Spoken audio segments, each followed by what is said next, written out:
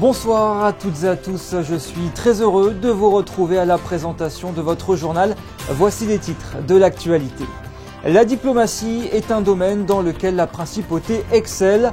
Nous en parlerons largement avec d'abord l'organisation monégasque Peace and Sport qui a organisé ce jeudi un dialogue international en partenariat avec l'UNESCO autour de la transmission de la paix par le sport. Tout cela en présence de grandes stars du sport mondial. Alors qu'en principauté se tenait ces derniers jours la conférence diplomatique annuelle, nous l'évoquerons avec notre première invitée, la ministre des Relations extérieures et de la coopération, Isabelle Béraud Amadei. Et nous reviendrons également sur le contrat historique passé entre la NASA et Venturi Astrolab pour l'utilisation du rover Flex, développé en partie en principauté. Le directeur technique de Venturi, Franck Baldé, sera avec nous. Et puis la Roca Team a obtenu hier soir sa 3e qualification en play-off d'Euroleague en 3 participations. Une performance historique chèrement acquise face aux Žalgiris Kaunas. Le résumé de la rencontre est à suivre dans notre édition. Mais avant de développer ces titres, prenons tout de suite la direction de New York où la terre a tremblé aux alentours de 10h20 heure locale. Retrouvons sur place notre correspondante Alexandra Pani. Bonsoir. Bonsoir à vous. Oui, une matinée perturbée pour les New-Yorkais, plus de peur que de mal. Mais un tremblement de terre de magnitude 4,7 a tout de même été ressenti ce vendredi matin aux alentours de 10h20. L'épicentre du tremblement de terre est selon les experts situé à White House Station dans le New Jersey, à 40 miles de New York City. Pour l'heure, aucun dégât n'a été observé selon la gouverneure de New York, Kathy Hochul. Il n'y a pas de risque non plus de tsunami à l'heure où j'enregistre. Merci Alexandra pour votre rapport rassurant depuis New York. Avant de revenir à Monaco, arrêtons-nous à Paris avec une très belle image capturée ce jeudi à l'UNESCO. Les champions de la paix Didier Drogba, Siya Kolisi et Mazoma Alizada se sont réunis pour brandir la White Card. Un geste fort et symbolique lancé par l'organisation monégasque Peace and Sport dans le but de célébrer la journée internationale de la paix par le sport qui a lieu le 6 avril. Nos équipes ont suivi cet événement à Paris. Reportage. C'est une image qui fera assurément le tour du monde. Ce jeudi, au siège de l'UNESCO, l'organisation Peace and Sport a lancé sa campagne White Card à l'occasion de son événement Athlètes en jeu pour la paix. Était présent notamment le vice-président de l'association Didier Drogba, la capitaine de l'équipe olympique des réfugiés Mazoma Alizada et le rugbyman Siya Kolisi, champion de la paix. It's not only some areas that go through these difficult times. It's all around the world, and I think it's important with people who have a global platform to make sure that we can bring the awareness a bit more, and the work is shared amongst different organizations. Collaboration is important because you cannot do anything alone. You need other people to work with you. Organizations the same as well. They need other organizations to work with them and help to make sure that we're all fighting towards a common cause. La campagne White Card est un événement digital lancé le 6 avril de chaque année, date de la Journée internationale du sport au service du développement de la paix. Une initiative qui n'a cessé de prendre de l'ampleur ces dernières années. Aujourd'hui, c'est plus d'1 milliard de personnes qui sont touchées à travers le monde. Un geste simple qui signifie beaucoup, brandir son carton blanc, c'est brandir l'étendard de la paix. Ça a été le point de départ de Peace and Sport dans son développement et cette White Card grandit et prend de l'ampleur et je trouve que c'est très important dans le contexte géopolitique actuel. On a vraiment besoin de sensibiliser et d'encourager et de poser des actes forts et l'acte du White Card, de la White Card le 6 avril est un geste fort. Le choix de l'UNESCO pour lancer cette campagne était tout sauf une coïncidence. Ce forum Athlètes en jeu pour la paix est le point d'orgue d'un partenariat entre les deux entités qui dure depuis maintenant 13 ans. We are super well aligned. And you know, UNESCO is an institution that because we have such a big brand, we don't cooperate with everybody. We cannot. We need to cooperate with those institutions that really will help us leverage and advance the agenda faster. And I feel that this is exactly what we're doing with Peace and Sports. De nombreux échanges et témoignages ont rythmé cet après-midi entre diplomatie, géopolitique et parcours personnel inspirant. La notoriété et la pertinence de chaque intervenant ont permis de pousser haut et fort le message de la paix par le sport. En parallèle de cet événement à l'UNESCO, se clôturait hier la conférence diplomatique annuelle organisée par le département des relations extérieures et de la coopération. Un rendez-vous très attendu par l'ensemble du corps diplomatique. Nous en parlons ce soir avec la conseillère du gouvernement Isabelle Béraud-Amadei. Bonsoir. Bonsoir. Monaco était représenté à l'UNESCO ce jeudi par l'intermédiaire de l'organisation Peace and Sport. Si on parle diplomatie, ensemble, on doit parler de ce 75e anniversaire de l'adhésion de la principauté à l'UNESCO qui sera célébré cette année. Un partenariat fort auquel vous tenez particulièrement. Oui, effectivement, parce que les thématiques de l'UNESCO, ce sont des thématiques qui sont chères à la principauté et au prince souverain. Une année importante donc pour nous auprès de l'UNESCO. Nous fêtons nos 75 ans de notre adhésion à cette organisation. Nous avons accueilli hier, dans le cadre de la conférence diplomatique, son Excellence Madame Boisbouvier, qui nous a présenté les différents événements qui mettront à l'honneur la principauté tout au long de l'année à Paris. Et je me rendrai d'ailleurs la semaine prochaine à un de ces événements à Paris à l'UNESCO où les élèves du lycée hôtelier de la principauté offriront aux autorités de l'organisation et également aux ambassadeurs un dîner qui mettra à l'honneur donc la gastronomie monégasque. Et pour revenir en détail sur cette conférence diplomatique, peut-être était-il question de l'UNESCO, on vient de le voir, mais quels étaient les principaux sujets de discussion en ce début d'année 2024 ? Donc, une fois par an, nous réunissons tous les ambassadeurs accrédités à l'étranger ici à Monaco, qui nous permet d'échanger, de réfléchir ensemble et de présenter aussi quelles sont les priorités de la principauté, les grands enjeux pour l'année à venir.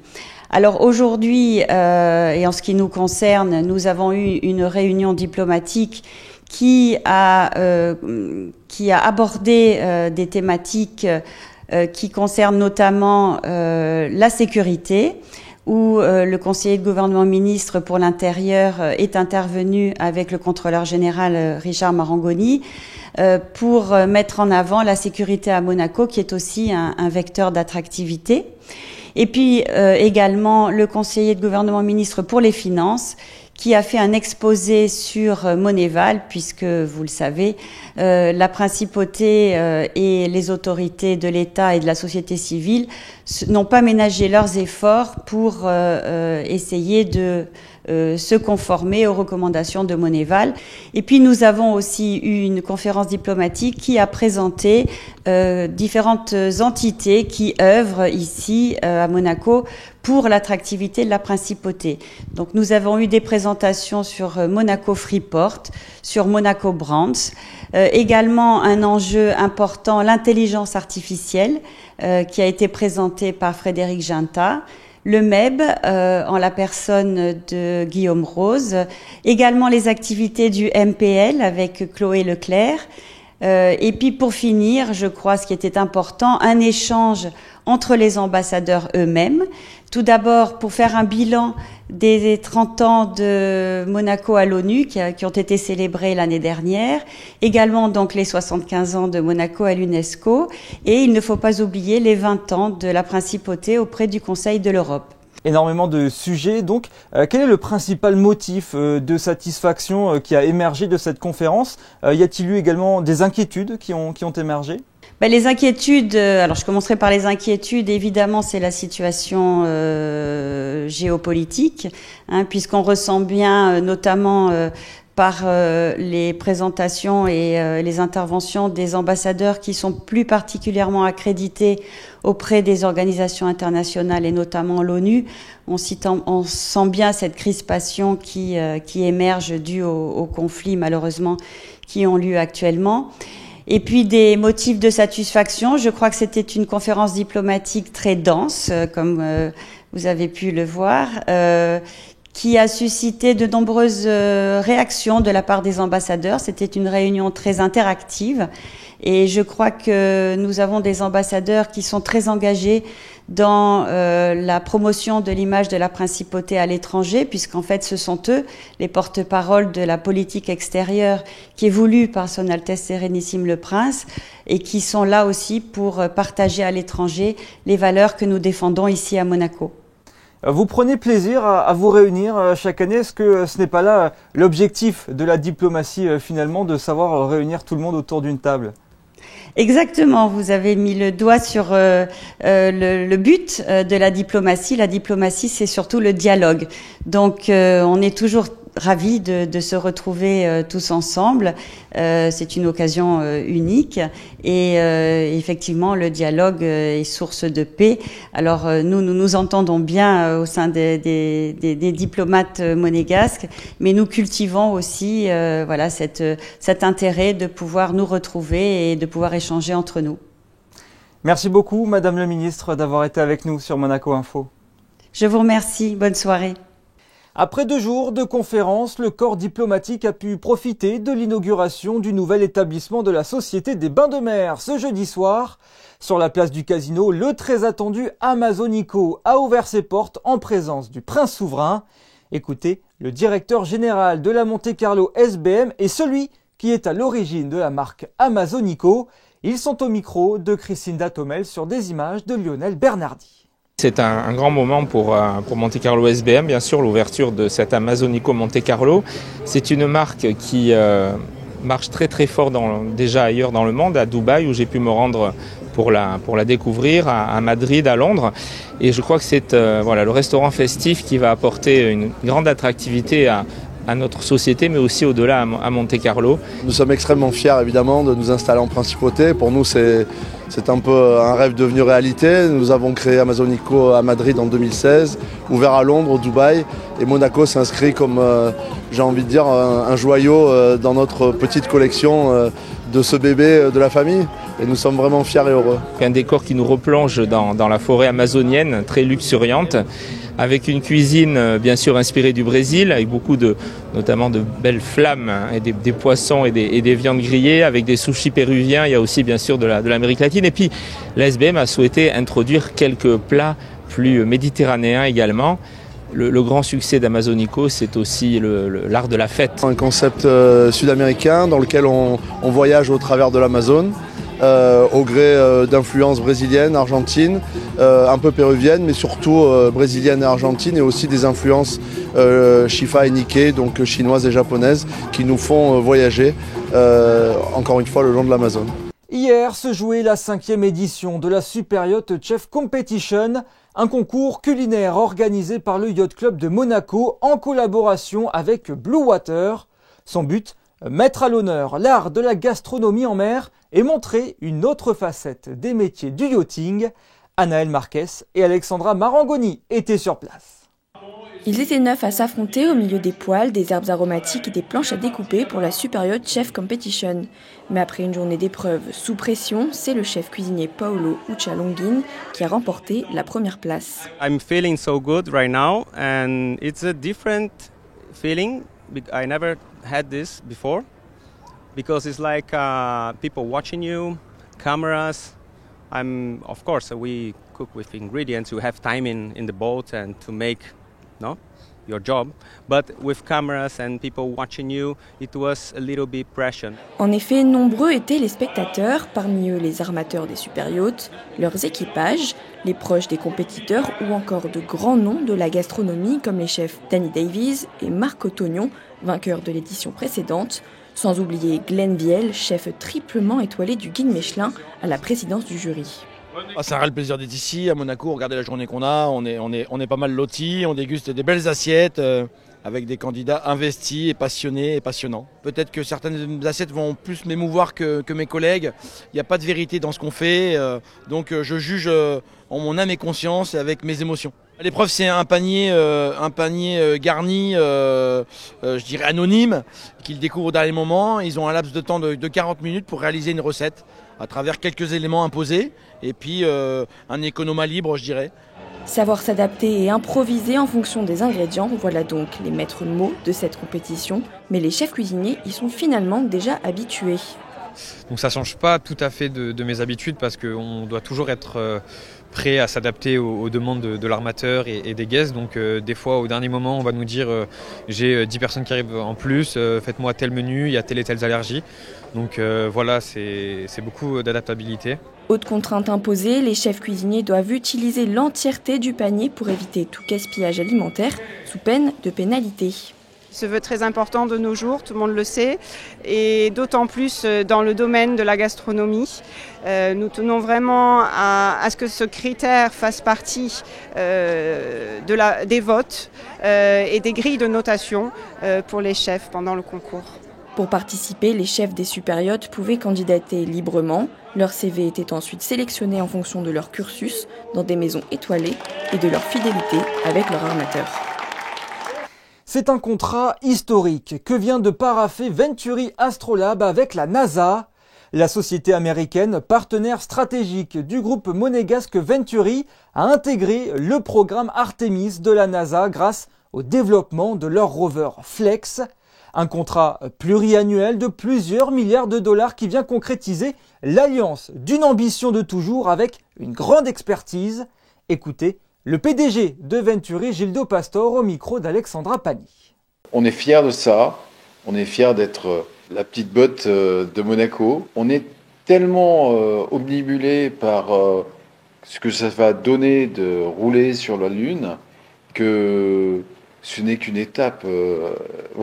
C'était plus un sentiment de remerciement envers tous les gens, tous les ingénieurs, tout ça, qui ont travaillé pour moi. Ça, c'était super chouette. On est fiers d'être arrivé à ce niveau-là et on est parfaitement en piste pour aller sur la Lune.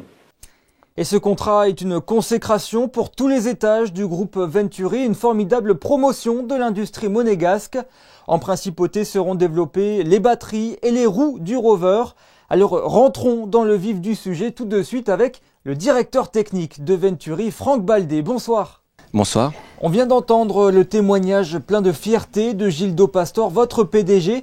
J'imagine que vous partagez ce sentiment, évidemment. Ah oui, tout à fait, c'est incroyable, c'est une très bonne nouvelle. C'est un accomplissement pour le groupe Venturi, mais qu'est-ce que cela représente pour le développement de l'entreprise ? C'est énorme quand même ce qui s'est passé. Ça montre que les équipes autour du consortium Venturi Astrolab ont proposé des choix technologiques qui ont retenu l'attention de la NASA. Oui, parce que c'est un véritable travail d'équipe. Exactement, nous sommes plusieurs sociétés aux États-Unis, à Monaco et en Suisse. Parlez-nous plus précisément de ce contrat. De quoi s'agit-il concrètement et quelles sont les retombées pour la principauté ? Il s'agit d'un contrat qui fait partie du programme d'Artemis. Dans ce programme Artemis, il faut envoyer un rover sur la Lune pour aider les astronautes à faire de l'exploration, mais également pour faire de la recherche scientifique de façon autonome, donc sans astronaute. Que se passe-t-il ici en principauté par rapport au développement du rover ? Ici à Monaco, nous mettons toute notre expertise de plus de 20 ans dans la mobilité électrique à travers nos différents records ou nos missions en Antarctique. Nous sommes focusés sur le développement de la batterie et donc créer une batterie qui soit compatible avec l'environnement lunaire et toutes ses contraintes. Quelles ont été les étapes avant de signer ce contrat ? On sait que le prototype Flex a été présenté en 2022. Que s'est-il passé entre-temps ? Donc la chance de notre équipe, c'est que Gildo Pastor nous a fait commencer très tôt sur ce projet, ce qui montre aussi pourquoi la NASA s'est intéressée à nous.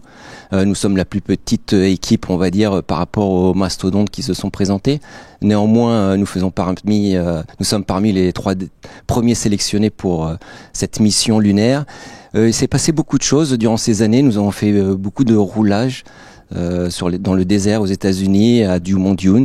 Nous avons continué à développer la partie robotique avec ce bras robotisé qui nous permet de déposer sur la Lune des petits modules 12U de 25 kg pour faire des expériences. Et également un gros pas en avant au niveau de la roue, cette roue lunaire qui reste un objet extraordinaire, unique au monde, qui est actuellement en test à la NASA.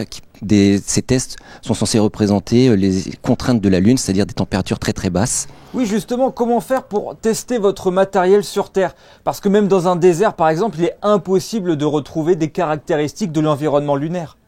Oui, c'est tout à fait vrai. Il faut qu'on crée les mêmes environnements de la Lune sur Terre. Donc on passe par des bancs de test, des chambres à vide. Forcément, sur la Lune, il n'y a pas d'atmosphère. La gravité est aussi 1/6 par rapport à la Terre. Donc tout est le poids des objets, la masse est la même, mais le poids des objets est plus léger. Donc il faut revérifier la structure des éléments. Et enfin, il y a ce sol lunaire qui a des variations de température dans les endroits qui ne sont jamais ensoleillés, qui descendent à moins de 250 degrés.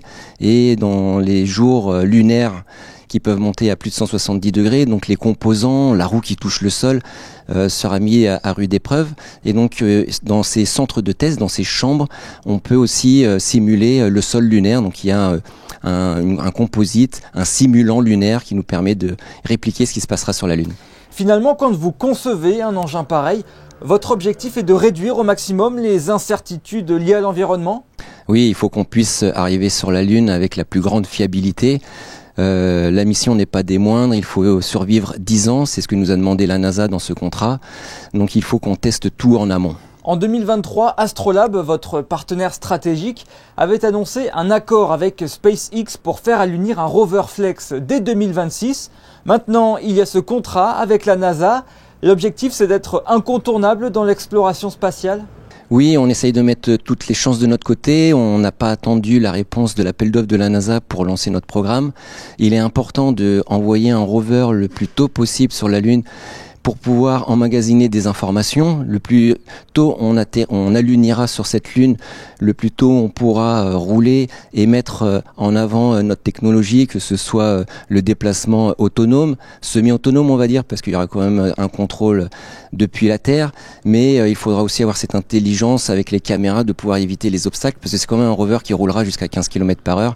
Donc comme il y a un décalage de communication de 1 seconde entre la Terre et la Lune, et puis 1 seconde le retour entre la Lune et la Terre, il faut quand même que le véhicule ait une intelligence pour pouvoir rouler à 15 km/h tout en évitant les roches. Participer à ce programme Artemis, ce n'est qu'une étape dans votre développement finalement? On va dire que c'est le point culminant, c'est un honneur de travailler pour la NASA, c'est un honneur de faire partie de ce programme Artemis. Il y a beaucoup d'acteurs. Et forcément le programme de SpaceX, c'est un côté plus privé et commercial où ça nous permet d'anticiper, d'envoyer ce rover sur la Lune, mais le summum reste le programme Artemis avec la NASA. Merci beaucoup Franck Baldé d'avoir été avec nous et on vous souhaite évidemment beaucoup de réussite dans vos prochaines aventures lunaires. Merci beaucoup, bonne soirée. Ce jeudi, c'était la journée de la philosophie à Monaco. Une édition qui s'est terminée au théâtre Princesse Grace par un débat autour du thème de la journée, la solidarité. En présence de lycéens de la Principauté, c'est le prince souverain qui a ouvert cette soirée où les intervenants ont pu débattre sur le sens de ce terme, étymologiquement lié à l'argent et utilisé aujourd'hui comme un synonyme de fraternité. De la solidarité et de la fraternité, il en aura fallu aux Monégasques pour décrocher leur qualification en play-off d'Euroleague hier soir. À Gaston-Médecin, la Roca Team a dominé le Žalgiris Kaunas 69-66 et rêve désormais de la 2e place. Frédéric Elion et Camille Caloni signent le résumé de cette rencontre. Pour la 3e année consécutive, la Roca Team jouera les quarts de finale d'Euroleague, une qualification acquise jeudi soir après un succès étriqué face aux Žalgiris Kaunas et malgré un 3/18 à 3 points. Monaco démarre fort, notamment en défense, 4 points encaissés seulement en 7 minutes 40. En attaque, Mike James et Donatas Motiejunas marquent les 13 premiers points de la Roca Team, qui est devant 20-11 à la fin du premier quart-temps. Dans le sillage de John Brown, toujours aussi exemplaire avec ce gros contre, les Monégasques maintiennent le Žalgiris à distance. Blossom Game inscrit 8 de ses 11 points dans le 2e quart-temps, plus 10 Monaco à la mi-temps. Poussé par 350 supporters lituaniens, Kaunas revient. Le 3e quart-temps est un modèle en termes d'intensité défensive. Kevarius Hayes est impactant près du cercle. Ulanovas, 7,8 rebonds, ramène les siens à -7. Monaco pense se détacher avec un 8-0 d'entrée de 4e quart-temps, mais le Žalgiris joue sa qualification en play-in et ne lâche rien. Manek trouve de l'adresse extérieure, Evans, 18 points, marque ses 3 lancers francs, et voilà les Lituaniens à -4 à 17 secondes du buzzer. Monaco tremble, mais s'en sort, 69-66. La Roca Team a toujours son destin en main pour le top 4. I mean, like you said, it's a tough game. You know, they were in here fighting for play-in hopes. Obviously, a talented team, and the team has been very hot since Trincarry got over there. But I'm proud of our guys. You know, we played very well tonight defensively. Played well defensively tonight, and I think everyone's aware that there's been no team that advanced to the Final Four that didn't have home court advantage in Game 5. So being able to, play that game here, if it comes to that, it'd be huge for us, just like last year. Et pour sécuriser cet avantage du terrain, Monaco devra battre le Bayern Munich jeudi prochain à Gaston Médecin. Avant le Bayern Munich jeudi, il faudra affronter Nancy ce week-end à domicile. Les Nancéens avaient été les premiers à faire tomber la Roca Team en championnat de France. La revanche des Monégasques, c'est donc dimanche à 14h30. Pour sa 25e étape de la saison, l'AS Monaco Kids Tour est parti à la rencontre des petits footballeurs de Villefranche-sur-Mer. L'occasion de promouvoir le club monégasque auprès des enfants et de partager un moment privilégié avec l'attaquant américain Folarin Balogun. Regardez le reportage d'Anaël Marquez et Camille Caloni. Pas de répit pour les petits footballeurs villefranchois. À peine l'entraînement terminé qu'ils filent s'amuser à l'AS Monaco Kids Tour. Au programme, rencontre avec Bouba, la mascotte des Rouges et Blancs, quiz sur l'équipe monégasque, partie de jeux vidéo ou encore tir de précision sur cible gonflable avec, à la clé, quelques récompenses pour les meilleurs. Je porte un peu Monaco, du coup ça fait du bien de voir des joueurs de Monaco et de gagner des places. Il y avait un joueur, donc on aime bien voir des joueurs dans la vraie vie, c'est pas que à la télé. Moment fort de l'événement et très attendu des enfants, la séance de dédicace avec un joueur du club. Et cette fois, c'est l'américain Folarin Balogun qui s'est prêté au jeu, une première pour l'attaquant, auteur d'un doublé le week-end dernier, offrant la victoire à l'AS Monaco face à Metz. It's really important for me to, obviously now I'm in Monaco, it's important for me to feel the community, be here with the kids and try to help out in any way I can. And of course it's always nice to see young people happy, and this is what brings me happiness as well. And I mean, it's just a really humbling experience. So I take a lot of pleasure in this, and I mean, this is something that will give me also motivation, and it almost reminds you of why you started as well and where you come from, so it's nice. Et il n'y a pas qu'à lui que ce genre d'événement redonne de la motivation.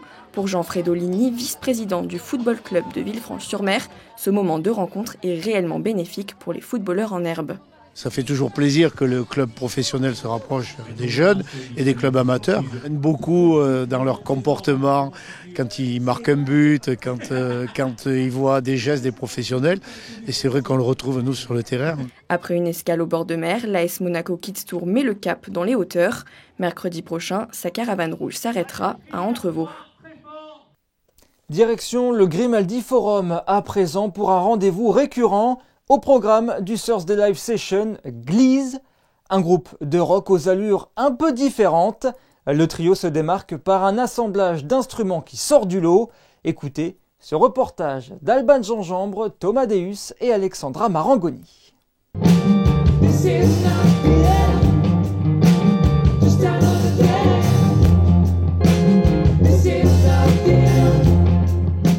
Casse les codes, le trio aux airs pop-rock performe avec des instruments différents, en quête de nouvelles sonorités et d'autres univers. Au lieu de faire le sempiternel power trio avec une basse, une guitare et une batterie, moi j'ai trouvé un banjo sur une brocante et il n'y avait que 4 cordes et je me suis dit on va essayer de voir ce que ça peut donner, quoi. Et puis je me suis dit il faut que je m'accompagne, je ne vais pas jouer tout seul, quoi. Et je me suis dit ce serait dommage de retomber sur une basse standard. J'avais un pote qui jouait du tuba, donc le gros sousaphone, qui est plutôt un instrument de rue, de fanfare. Et on a essayé, ça marchait super bien avec un batteur. Et on a dit, ben voilà, on va essayer avec cette formule originale, quoi.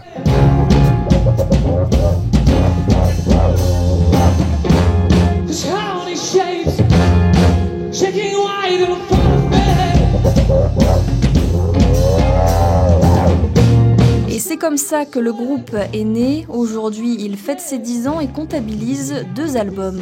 On parle de l'amour, on parle du monde, de la vie. Et en général, le dernier album, il est plus axé sur un retour à la nature. Ce qu'on a vécu, c'était un album qui est sorti après le confinement. Et moi, j'habite dans le Jura, dans un coin super paumé. On est 50 habitants. J'ai une ferme avec des moutons, des abeilles, j'ai une vigne. Donc je suis vraiment resté dans ce truc. Et je me suis dit que ce serait bien de faire un message de retour à ces énergies hyper simples. Et c'est un discours plutôt rassurant dans le sens où la nature, elle est toujours là. Elle a une résilience de malade. Et c'est gratos. Et c'est ouvert à tous. Et c'est une espèce de message d'espoir, cet album.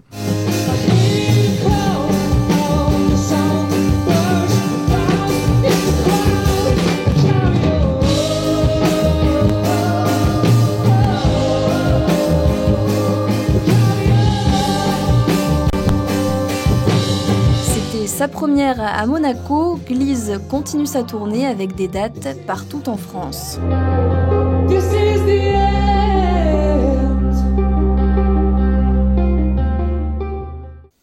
En bref, la mairie de Monaco annonce que le marathon des fresques, initialement prévu samedi 6 avril à Casa di Sochi, est reporté au mercredi 5 juin 2024 à l'occasion de la Journée mondiale de l'environnement. La kermesse de l'œuvre de Sœur Marie a ouvert ses stands ce matin au chapiteau de Fontvieille. La grande braderie propose des jouets, vêtements, bijoux, librairies et autres arts de la table, mais aussi des stands internationaux, un buffet et un comptoir. Tous les profits sont récoltés en faveur des aînés monégasques et cette braderie est disponible jusqu'à demain 17h. Autre action caritative cette fois à Carrefour où l'association Semeurs d'Espoir Monaco organise une collecte alimentaire et de produits d'hygiène les 12 et 13 avril prochains. Les besoins sont immenses, précise l'association qui distribuera ensuite les produits collectés aux plus démunis. Passons maintenant à votre chronique Ceux qui font Monaco. Christine Datomel a trouvé pour vous une petite boutique pleine de charme où vous pourrez trouver de quoi faire plaisir à vos proches. Oui, et aujourd'hui je vous propose que l'on se retrouve à Monacoville. Nous avons découvert pour vous une petite pépite. Ici, vous allez voir, l'élégance s'allie à l'authenticité. Découvrez comment toute cette belle histoire a débuté.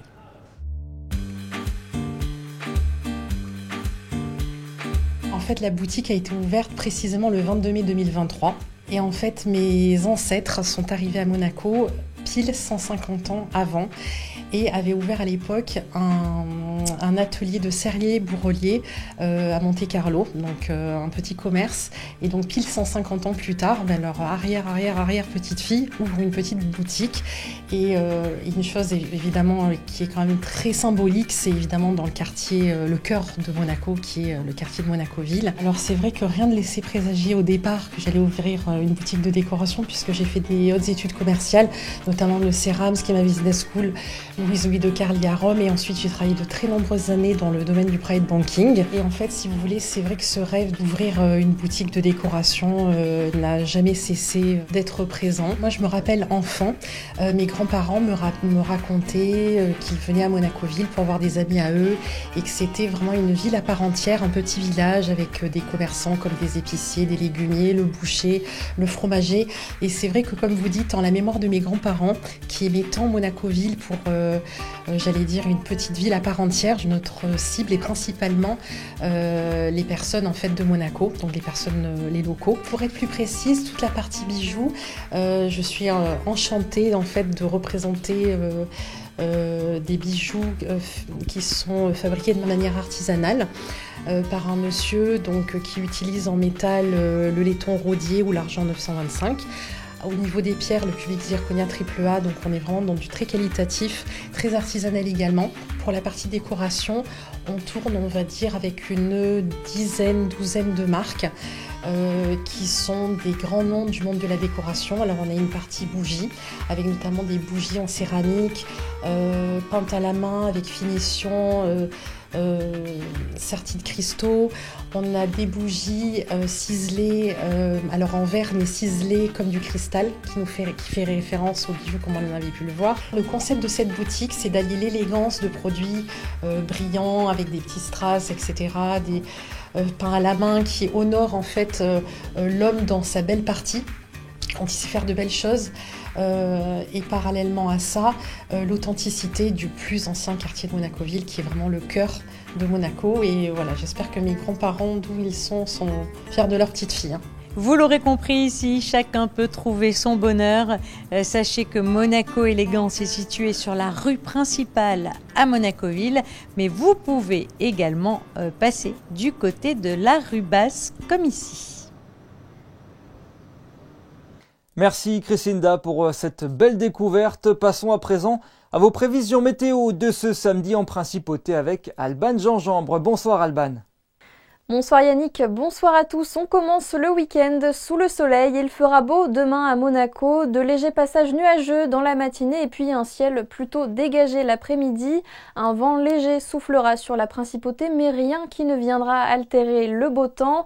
Les températures varieront de 12 à 18 degrés et en ce samedi 6 avril, nous fêterons les Marcellins. Et comme évoqué en début de journal, ce samedi 6 avril sera marqué par la journée internationale du sport au service de la paix et vous pouvez vous-même y participer. Pour cela, rien de plus simple, il suffit de brandir un carton blanc, vous prendre en photo et la poster ensuite sur les réseaux sociaux avec le hashtag WhiteCard. Merci à tous d'avoir suivi ce journal. Je vous laisse avec les instantanés de Stéphane Dana. Notre photographe a immortalisé l'inauguration de l'enseigne Amazonico sur la place du Casino. C'était en présence du Prince Souverain. Passez une excellente soirée. À demain.